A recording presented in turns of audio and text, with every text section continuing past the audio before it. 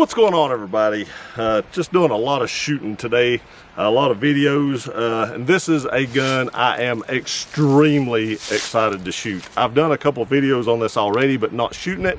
This is the first day I've really been able to get out to do so. Now, what am I talking about? The Canik Rival. This thing has an amazing trigger right out of the box. It is empty. Let me show you this. A little bit of take up right there. That's it. That's it. It barely moved. Look at the reset. That's crazy. Every manufacturer of handguns should try to copy this trigger without getting in trouble in some way, shape, or form. Now, I've got a target set up down here. It's about 10 yards away.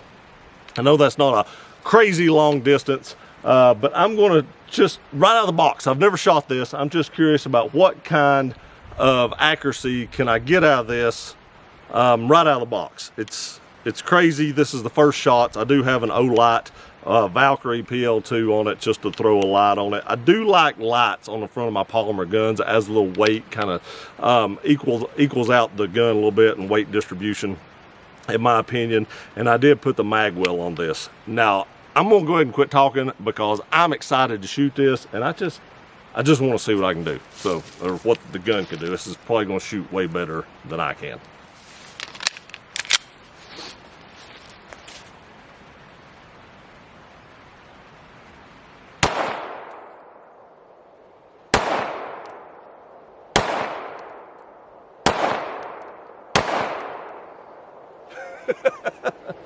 Oh my goodness. Now this, you gotta remember, this is right out of the box. I have never shot this gun before.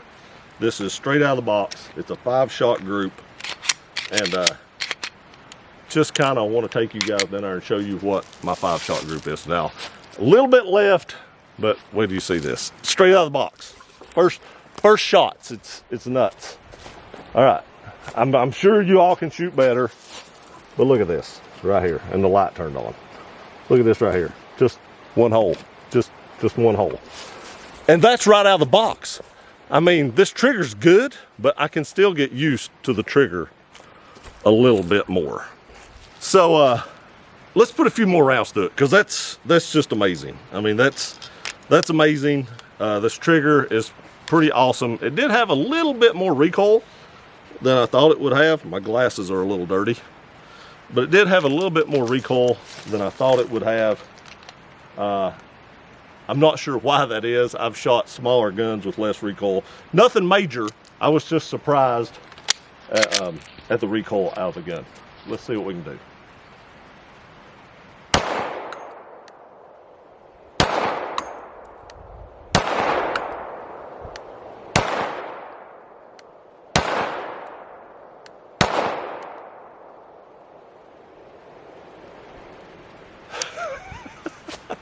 I had a flyer, I had one flyer, but I gotta take you down here and show you this too.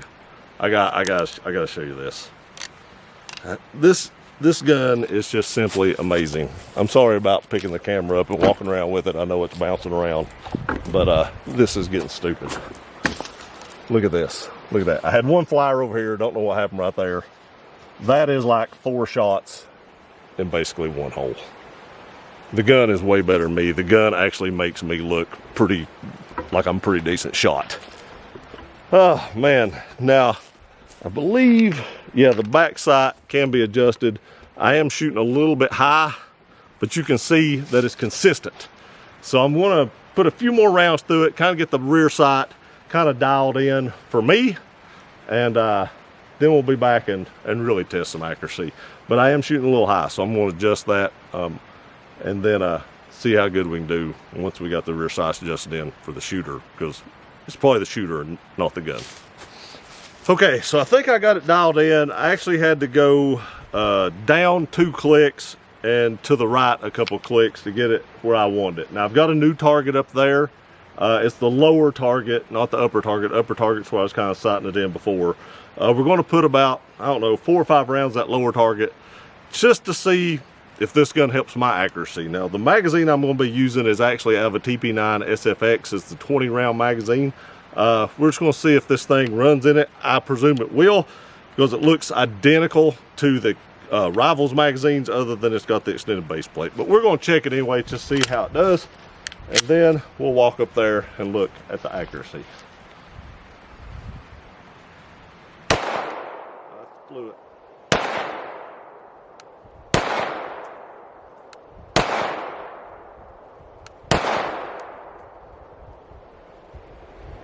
Not my best. That sucks. Let's go look. I'm gonna show you guys anyway. I'm gonna show you where I was sighting it in. Now this was where I was sighting it in. This was what I just did. That's disappointing. I actually flew too low. I must have flinched. That's horrible. We're actually going to try that again. Okay, time for round two. It's probably just me. I know it's just me. This gun is shooting phenomenal. But we're going to try this again and see if I can get a little bit more accurate, because that was embarrassing compared to what I was doing their first shots.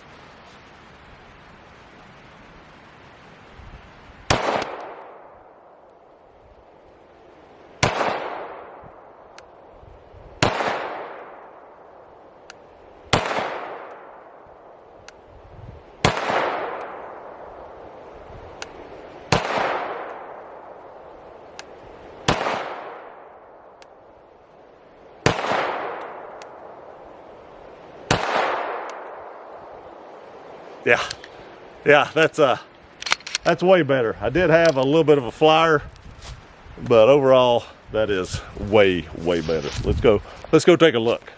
Wish I had a cameraman. Look at this. Look at that. Just basically one ragged hole with that flyer down here.